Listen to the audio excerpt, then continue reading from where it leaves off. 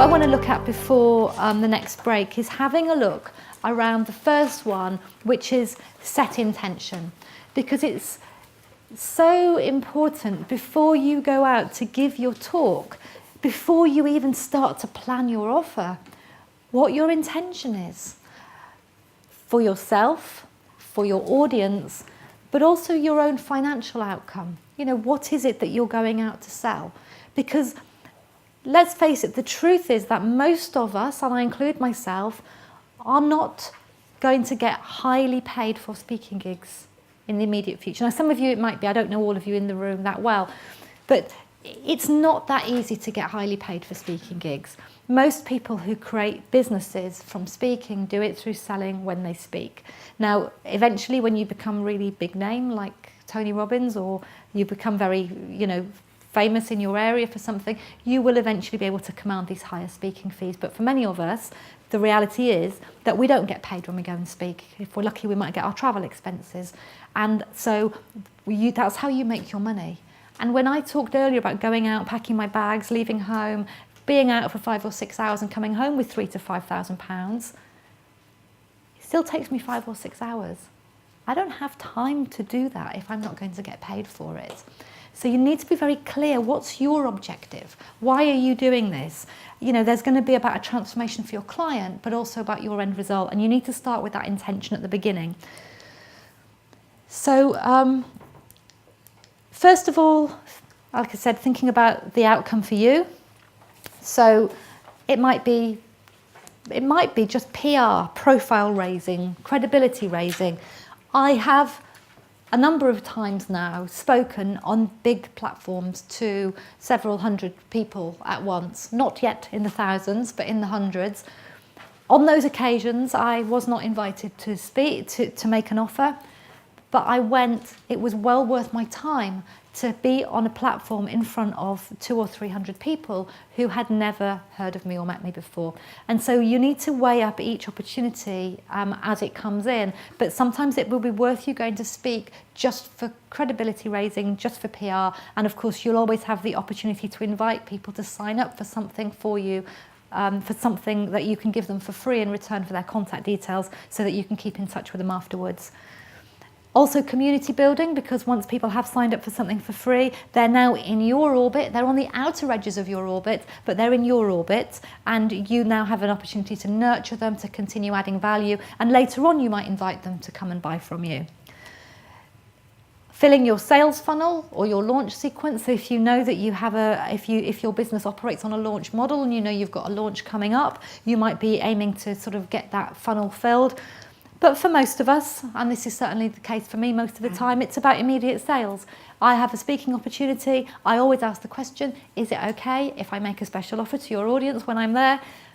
If the answer is yes, then I will give up my time and I'll go and give that talk with the aim of making sales when I'm in the room. And quite a number of you here first, how many of you here, because I do a lot on webinars as well, but how many of you here first bought from me in a live room? By a show of hands. 1, 2, only 4 of you. And Siobhan, yes, you count too. Yeah, probably.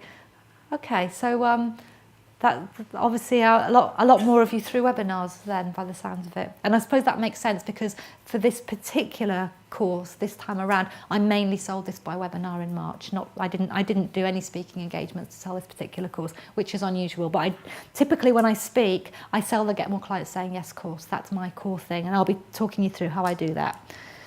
You also want to be looking what's your desired outcome for your audience, and this is an important distinction. Do you want to educate and inspire?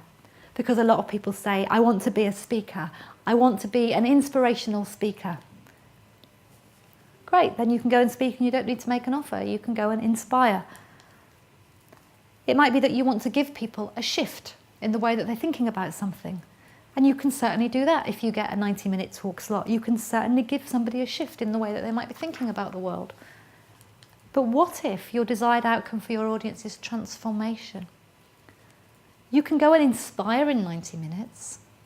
How many of you have ever left a room or left a training course feeling inspired and 2 weeks later you've forgotten? all about it. The inspiration is gone. Nothing's actually changed.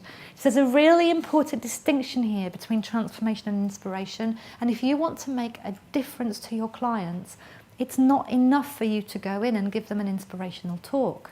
You have to inspire them to take action and commit to the full transformation with you, which you can't deliver for most of you. I know that there are some people who do very powerful techniques, but for most people, myself included, it takes time. The work that I do, it takes time. I can't make a big difference to anybody in 90 minutes.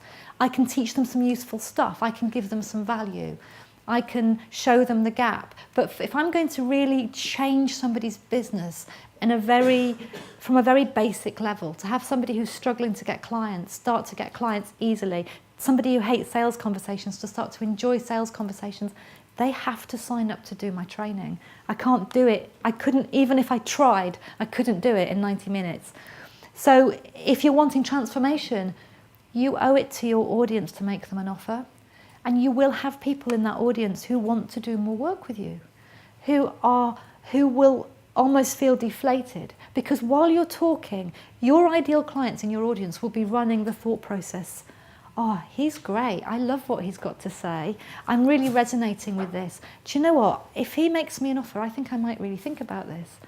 And when you just pick up your bags at the end and go, great, bye, nice to see you all, and off you go, people are left a bit deflated. They don't know where to go next. So if you're going to raise in them this idea of, you're going to raise this sort of inspiration to make a change, if you don't offer them the change, someone else is going to. They'll feel inspired, they'll go home, they might meet somebody else and they'll buy from them instead.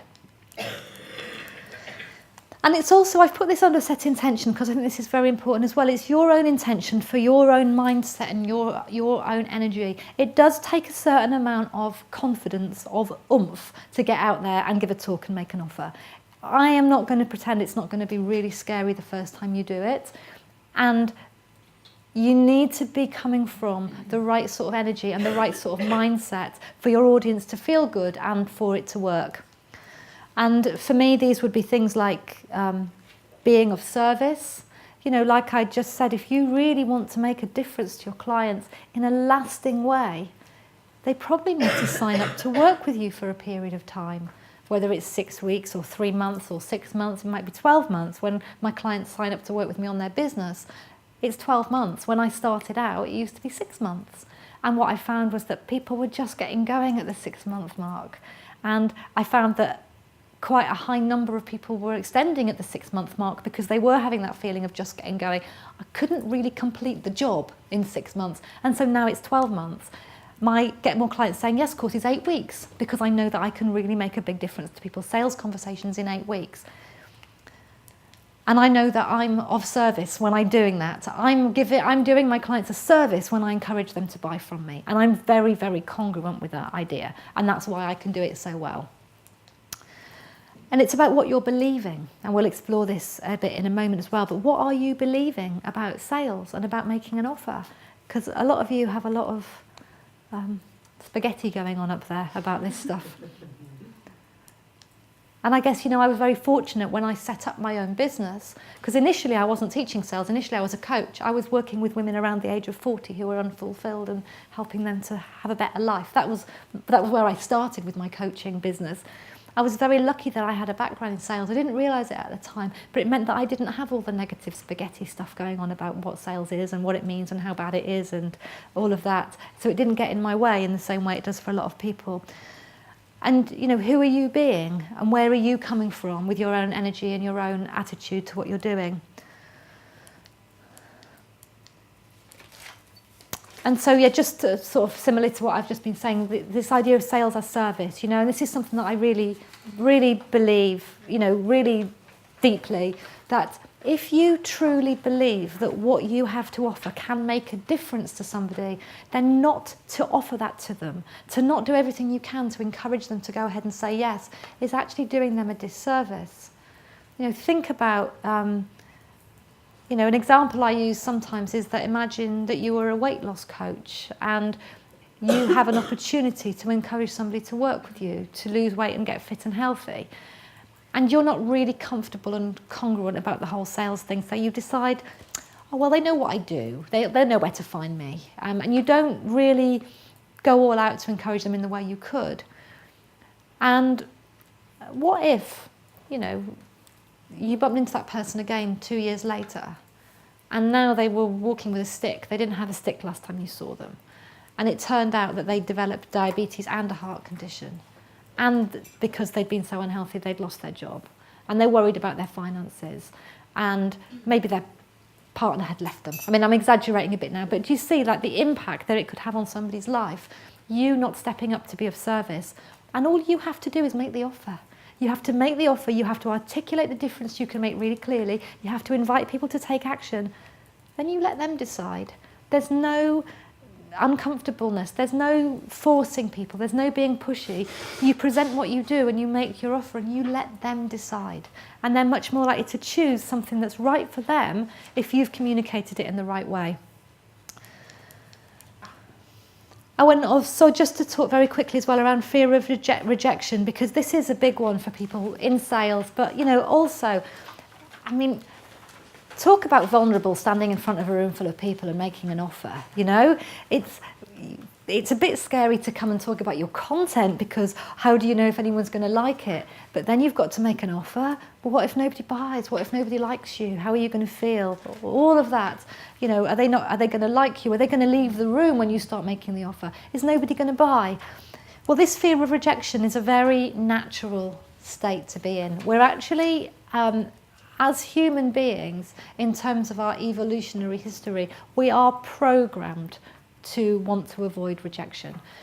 In previous times, for our far distant ancestors, rejection by the tribe meant death, almost certain death. So we have a very deeply ingrained part of our primitive brain that really does fear rejection, and it's one of those things where. Yes, there are things you could do to work on that fear, but I think just being aware that it's natural and that everybody feels it can go some way to helping towards that. I remember my very first probably my third ever sales job was working in the recruitment industry. So I'd worked in the travel industry as a rep abroad. I'd then worked in the travel industry doing inbound calls. So people would phone us or walk into the shop. When I worked in the recruitment industry, it was what was called outbound sales. It meant that I picked up the phone. Very often, both companies I worked for, I started with what's called a cold desk, which means I wasn't given any contacts. I pretty much had Yell.com. Wasn't quite the Yellow Pages then because it was still more recent, but I just worked off Yell.com and listings in directories to try and get hold of who I needed to get hold of. I was picking up the calls and making the calls. Oh yes, there was a lot of rejection. And I didn't like it any more than the next person, but I just got on with it and I found my ways of thinking about it and dealing with it. I now don't have that fear of rejection, but I have been in sales for a long time. And I could now go in, you could give me a list of phone numbers and say to me, Catherine, call all of those people and sell this thing. And whatever the thing was, as long as I believed in it, and whoever the people were, I could pick up the phone, and I wouldn't have that fear of rejection. But I'm a sort of, I'm a sales professional. This is what I've done all of my career. For many of you, if you're not used to that, you're going to have that fear of rejection, and it's a very natural state to be in. One of the things that can help with this is to know that when you're making your offer, you're not trying to persuade everybody in the room. It wouldn't be realistic. There's going to be a percentage of people in your room, let's say, I don't know the exact figures, but I like to say 20%, that if you have a room full of people, 20% of that room are not interested in buying from you. Probably never will be. Quite possibly when you start making your offer, all of their negative stuff around sales and the fact that you're selling to them comes up. They start frowning at you and humping and crossing their legs. Some of them might get up and leave the room. That's 20% of your room. If the people have come into your room because they were attracted by your talk title, you will have about 40% of that room who are potentially interested in working with you. And when you're making your offer, you're only talking to those 40% of people. And it's really easy to get fixated on the faces or the attitude of the people who are never going to buy from you. And then you can let down the people who really want to work with you. You're only worried about the 40% of people who absolutely want to work with you, who are writing down every single thing you say, especially when you come to the offer. And knowing that can help, because you know, don't let those not so friendly faces in the audience put you off. Be focusing on the people that are really engaged. And find your way of making friends with fear, whatever that might be. You know, I know that for me, in the course of my business, the ways that I've made friends with fear have been through working with Linda Anderson here, who has a business called Tap Into Your Success. And she's worked with me on overcoming my fear in business in the early days, and Louise with the Essences. So although I say a certain amount of fear is natural, if it is so crippling that it's paralysing you, then there are ways that you can work on that. There's a lot of very talented people, some of you in this room, who are able to help and support you with that stuff. So what held you back from getting your message out through speaking? I just want you to have a reflect on that, and there's a space for you there in your workbook for you to make a note. You know, the number one thing, what's the number one thing that for you holds you back from getting your message out when it comes to selling from speaking? Maybe for you it's something to do with the speaking itself is the first hurdle. Maybe it's the sales, but what is it for you?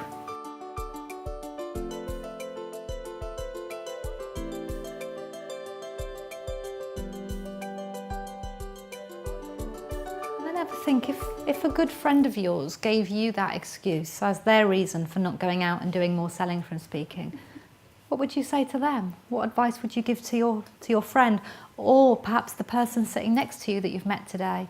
What advice would you give them if they gave you this reason?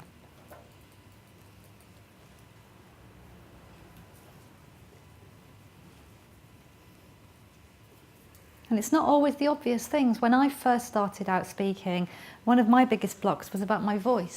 I thought I had this real hang-up about my voice. I thought I had an awful voice, that it was really high-pitched, that people wouldn't want to listen to me. And it was only when I started seeing videos of myself speaking that I realised it wasn't as bad as it sounded in my own head. And I got over that. But that was something that would have held, did hold me back for a long time, because it just wasn't within the realms of possibility that I was going to go and speak anywhere with my awful voice. So it's not always the obvious things that hold you back.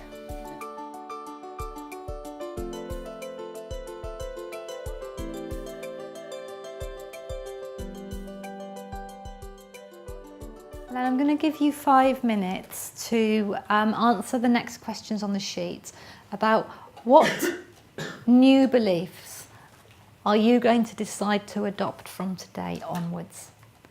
And these might be beliefs about yourself, about the message that you've got for the world. It might be beliefs about your audience. Some people like to tell them stories about their audience. Oh, the sorts of people in my community, they'll never pay. That's a popular one, And it's funny because I hear this from there's somebody here in the room today who I won't mention their name, but you'll know who you are. I had a conversation with about this, who said, oh, my target audience is coaches. Whenever I go networking, I just meet lots of coaches who have got no money and they've got no clients and they can't afford to work with me. Now this is somebody who's offering services around business growth, sort of sales marketing, similar to myself. And I was like, oh, that's interesting, because I grew a 150,000 turnover business selling to those same people that you're talking about. So much of it's about what goes on in our heads. So what are you believing about your audience? And what are you believing about making an offer? What are you telling yourself about that? Because I know that a lot of you will have a lot of spaghetti going on about that as well. What new belief could you adopt about making an offer? And this is one of the things that I want you to pick up from me by osmosis. I'm really passionate about sales. I love it. I live it. I breathe it. I believe it. I'm so congruent about it when I'm selling something I believe in. Now, I have to believe in the thing I'm selling, but I really, truly, deeply believe in the value of the work that I offer. So why wouldn't I be sort of out and proud about selling it and making an offer? So what could you be believing? So I'll just give you 5 minutes.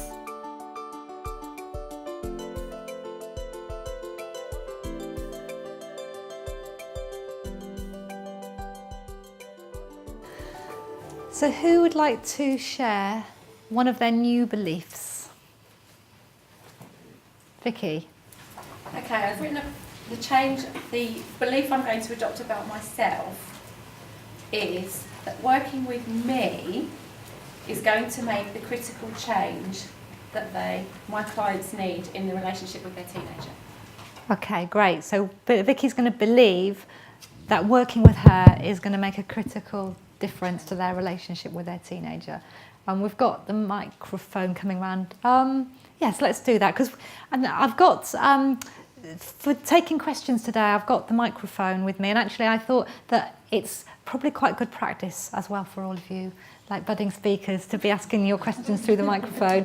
So just to make a double whammy, who else would like to share? Alison at the back there. This is about my message. Okay, if you just let Anna bring you the microphone. Thank you. So this is about my message, and to just believe that it's powerful, to share the core of it. And even if sometimes I can't find the words to express it properly, just believe that they'll come out, if I just keep talking. Great. Yeah.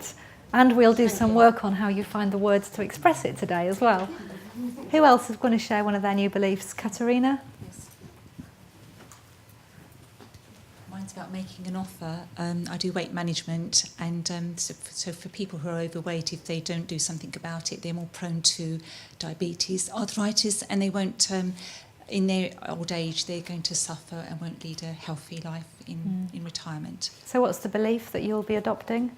That I'm going to convince them to work with me, and I'll be able to help them achieve that. Okay, great. Who else? Rose? She'll give you the microphone. Thank you. Where do I hold it? Just in front of your mic. Yeah, the good lesson. Actually, that's a good question. Let's do. A bit closer than what you're doing. I'll do a demonstration because actually it's easy for me to take this for granted. I worked as a holiday rep when I was in my early 20s and I was using a microphone all the time, so I'm very comfortable with it. You just literally hold it a couple of inches away from your mouth, just here. Now, what some people do who find that, because what happens to some people is they do that and then they sort of end up doing this. They forget, it doesn't stay there, or you get nervous and it like wanders off. So one technique that some people teach is to just pop it on the tip of your chin, and if you just rest it lightly on your chin, the sound distorts a bit, but at least we'll hear you. But this would be the more, can you hear how the sound distorts like that? Or you could hold it just here. So go, number one lesson, how to use a microphone. Here we go. Can you hear me now? Yes, what's your new belief? My new belief is about making an offer. And I'm telling this to myself, so that's how it's written. Don't prejudge. You took up the offer. Others will. If you don't ask, someone else will ask. Absolutely, because it's so true. For all of you in this room, somebody else offers what you offer. Nearly all of you, anyway. I don't know anyone else who offers transformational walking trips to the Camino, Adam. But for most of you, there is not just one, but many other people offering what you offer. So if you don't ask, someone else is going to ask. So yeah, absolutely. Great. Anyone else? What's your name? Melanie, over here. I'll do it properly now, haven't I? Mine is about making an offer again, and it's the money belief, really, that my offer is about helping them to achieve what they need to do, as well as me earning a living. Yes. So it's that kind of shift as well, of not taking their money and running, but actually it's for them. Yeah, because the ideal is you take their money, like you work, you craft your offer, you work to be able to take their money, but then you give them massive value and transformation in return. I doubt any of us are in business. You wouldn't be here in this room on this particular course if you were in business to take their money and run. And I think we feel like that. We feel a bit guilty, like I've taken their money now. And one of the downsides of that is that there can be this tendency to over-deliver, to think I've got to give them so much more. So great. Who else is going to share one of their new beliefs? So what was your name? Azmina. Azmina, nice to meet you. And then Emma. Okay. So mine is about my message. And my message is life-changing. It's about feeling the fear and do it anyway. And as fear is a natural part of us, most of us are not taught how to overcome it. And so I have lots of people who want it. Fantastic. Well done. And then Emma, we'll come to Emma, last one. What's your new belief? Mine's about my audience, and that my audience want my services and are prepared to pay for them.